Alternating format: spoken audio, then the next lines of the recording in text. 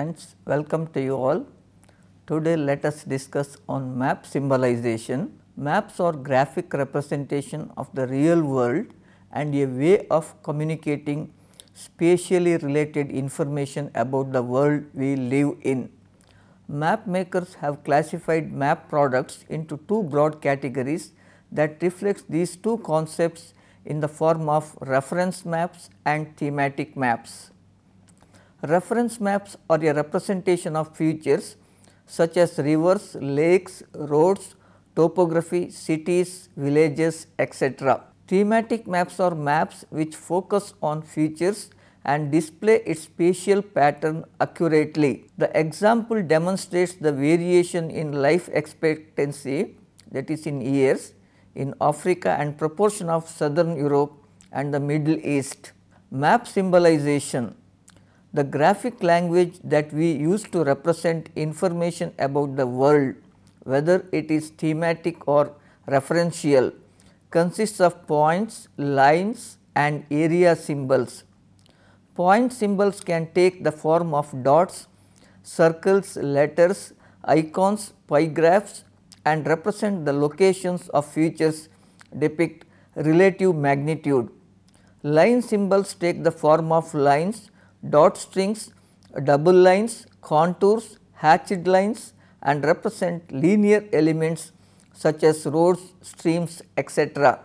Area symbols take the form of shading, coloring, cross hatching and dot patterns and represent features such as uniform regions, identify areas with common traits to identify areas, entities, that is counties, states, etc. Map symbolization examples.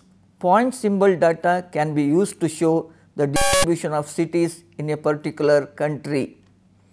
Graduated point symbols can be used to represent increasing magnitude such as city population. Graduated line symbols can be used to depict size and significance such as road networks. Area symbols can be used to depict qualitative variations between areas on a map such as the different states. Map symbolization is the characters, letters or similar graphic representations used on a map to indicate an object or characteristics in the real world. Some of the cognitive issues. There are many cognitive issues involved in the cartographic process and symbolization. Some people may perceive certain objects differently from others. So, cartographers try not to use symbols that could be easily confused. For example, red and blue are universally known to depict hot and cold. In cartography, the principles of cognition are important since they explain why certain map symbols work. In the past, map makers did not care why they worked. This behaviorist view treats the human brain like a black box. Modern cartographers are curious why certain symbols are the most effective. This should help develop a theoretical basis for how brains recognize symbols and in turn provide a platform for creating new symbols.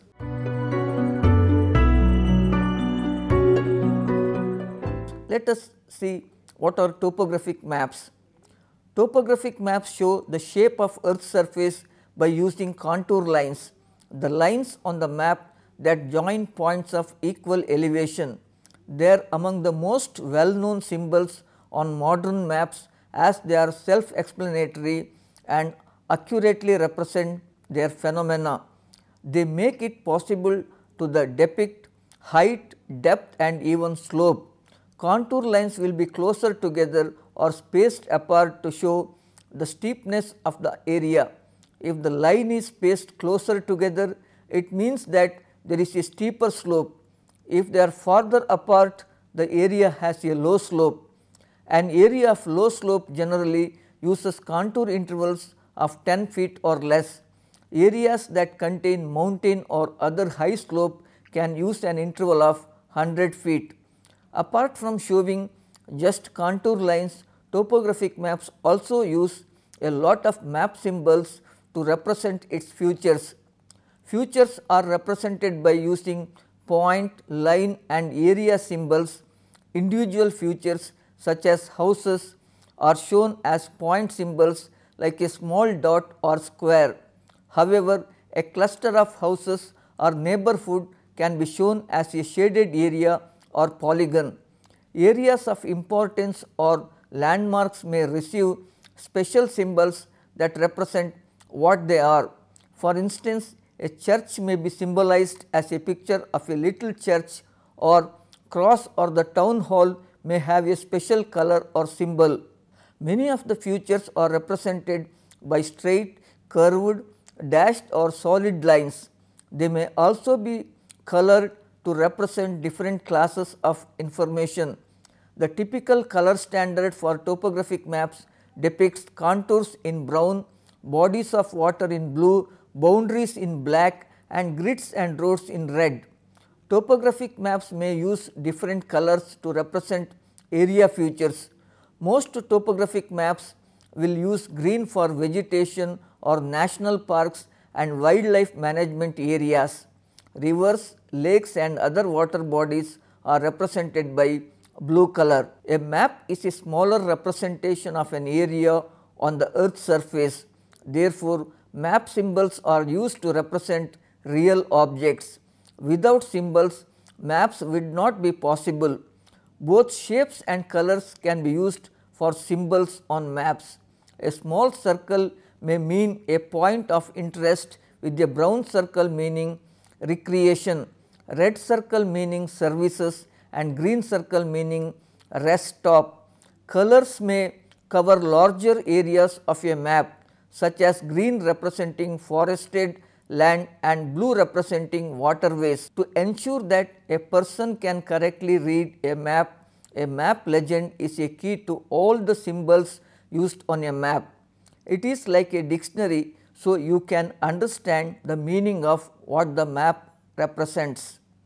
There are certain rules to follow with map symbols. The representative symbols should always be placed on the left and defined to the right. This allows for the reader to view the symbol first, then its definition, which is customary in English dictionaries.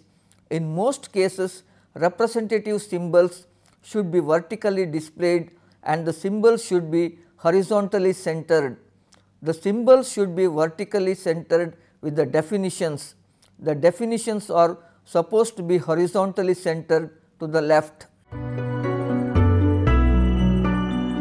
Now, let us discuss the representing the spatial phenomena. Symbols are used to represent geographic phenomena. Most phenomena can be represented by using point, line or areas necessary to consider the spatial arrangement of the phenomena to determine what kind of symbolization it will require. Symbols. It is discrete phenomena occur at isolated points, whereas continuous phenomena occur everywhere. Both of these can also be broken down into either smooth or abrupt. For example, rainfall and taxes for states are both continuous in nature, but rainfall is smooth because it does not vary at state boundaries, leaving the tax to be considered abrupt. It is important to distinguish between real world and the data we use to represent it. There are basically 5 types of spatial dimensions that are used to classify phenomena for map symbolization. Point phenomena are assumed to have no spatial extent and are said to be 0 dimensional. These use point symbols on a map to indicate their location. An example of these would be fire hydrants or trees in a park. Linear phenomena are one dimensional and have a length.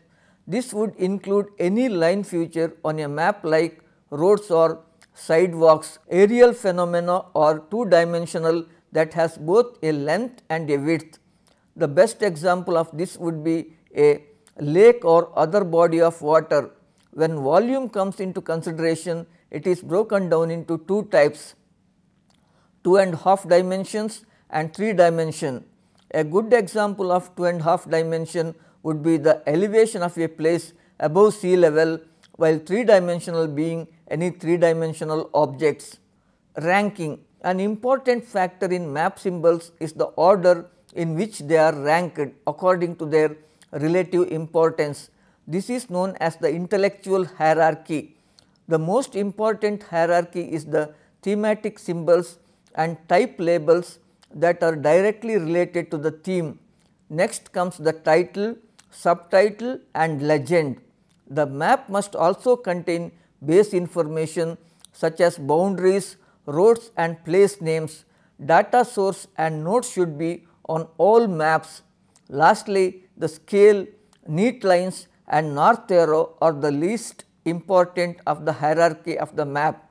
From this, we see that the symbols are the single most important thing to build a good visual hierarchy that shows proper graphical representation. When producing a map with good visual hierarchy, thematic symbols should be graphically emphasized. A map with a visual hierarchy that is effective attracts the map user's eyes to the symbols with the most important aspects of the map first and to the symbols with the lesser importance later. The legend of the map also contains important information and all of the thematic symbols of the map. Symbols that need no explanation or do not coincide with the theme of the map are normally omitted from the map legend. Thematic symbols directly represent the map's theme and should stand out. Now, let us discuss about the choropleth maps. Choropleth mapping is commonly used to show data for counties, states or other enumeration units. Data collected for choropleth maps is usually grouped into separate classes based on attributes or other forms of classification. The classes are given a specific color or shading based on their values and what they are trying to portray. Choropleth maps are most effective when the data or classes change abruptly at each enumerated boundary. A proportional symbol map is better than choropleth maps for showing raw data totals. A proportional symbols map uses symbols that are proportional the data that they are representing with point locations. These symbols can be true points or conceptual points. True points represent real objects or the exact location of a tangible object. This could be an oil well or fire hydrant.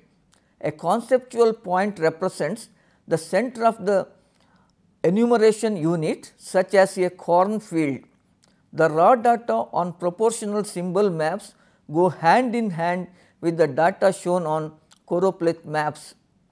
Choropleth maps with exploratory data analysis.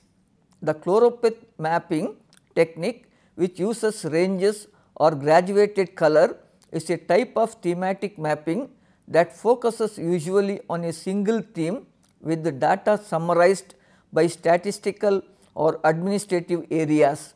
The name of this technique is derived from the Greek words chorus, that is space, and pleth, value.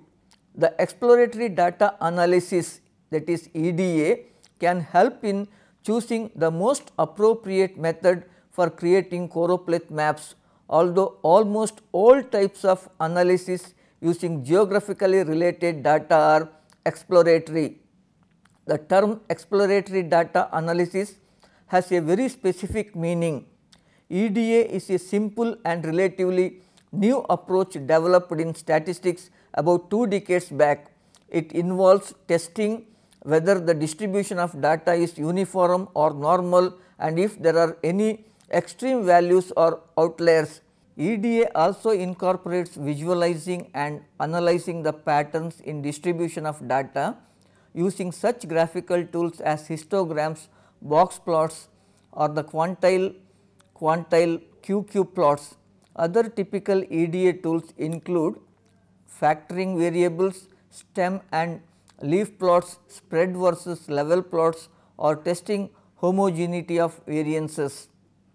Statistical and graphical distributions, or EDA, should precede any other type of analysis. A histogram helps to visualize the statistical distribution of a given variable, whereas a map can help to understand its geographical distribution. These two tools, histogram and map, are related. Selecting the most appropriate mapping method depends on the histogram. There are two statistical distributions that are most suitable for two mapping methods. The normal distribution is the most appropriate for using the standard deviation classification, whereas the uniform distribution is the most suitable for using the even class width classification. The uniform distribution is very rare in a real world. A variable having perfectly uniform distribution is not very interesting from the analytical point of view. Such a variable would have the same value in every record. The histogram would have all bars even, and a choropleth map would have all polygons shaded with the same color. The normal distribution is one of the most common in a real world. The majority of variables, however, have irregular distributions not similar to either the uniform or normal ones. Normally, tests show that only a few variables have normal distribution. The distribution depends on a sample size. For various sizes of the study area, the same variable can be normal or not, uniform or not. Also, excluding records with 0 values or missing values can alter results of statistical tests and shape of histograms. Statistical tests for normality or uniformity represent more precise tools than just analyzing histograms. Visual inspection of histograms is more subjective, although histograms show the whole spectrum of values for a given variable. What data can be displayed using the choropleth technique? There are two types of data summarized by areas: totals that are absolute values, such as for example total population, or derived values or ratios such as density of population or average value of dwelling. There is general rule stating that unless areas have similar sizes, absolute values should not be used for the choropleth mapping. If absolute values are used for mapping areas that vary in size, misleading maps can be produced. Now, let us discuss about the isopleth maps. Isopleth maps use isolines that connect points of equal values. A good example of isolines is connecting areas with similar temperatures. As with choropleth maps, isopleth maps require standardized data to be appropriately contoured. An isopleth map generalizes and simplifies data with a continuous distribution. It shows the data as a third dimension on a map. Thus, isopleth maps are more common for mapping surface elevations, amounts of precipitation, atmospheric pressure, and numerous other measurements that can be viewed statistically as a third dimension. The third dimension is shown by a series of lines called isopleths which connect points of equal value. The isopleth interval is the difference in value between two adjacent isopleths. Note, the values of the isopleths drawn on the map are always multiples of the interval. Isopleths never cross or divide and always form enclosed circles. I hope you found this lecture quite useful. Thank you.